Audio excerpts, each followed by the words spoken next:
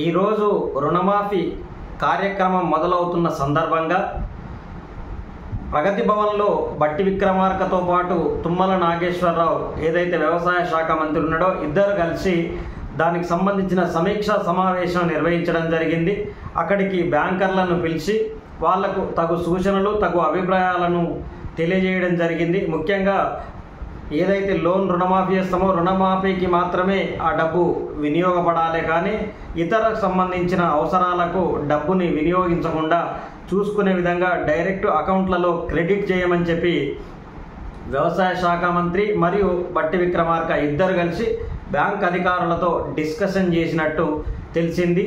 ఈ ఆర్డర్ ప్రకారమే బట్టి విక్రమార్క గారి ఇచ్చిన ఆర్డర్ ప్రకారమే ఆ వ్యవసాయ శాఖ సంబంధించిన అధికారులు బ్యాంకుకు సంబంధించిన అధికారులు అదే పద్ధతిలో అదే విధానం ప్రకారము రైతుల అకౌంట్లలో జమ చేస్తామని చెప్పారు.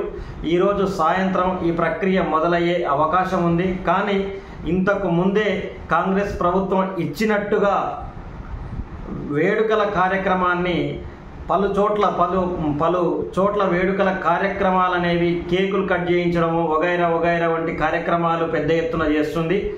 దీనికి సంబంధించిన వీడియో డీటెయిల్స్ అనేవి రేపు మార్నింగ్ మీకు చెప్తా. ఎక్కడెక్కడ జరిగినాయి, ఎంతెంత ఖర్చు ప్రజాధనం అనేది వృధా అయ్యింది ఈ వేడుకలకు అని కూడా ఒక క్లియర్ కట్ ఇమేజ్ అమౌంట్ అన్ని విషయాలను తెలియజేసే ప్రయత్నం చేస్తా.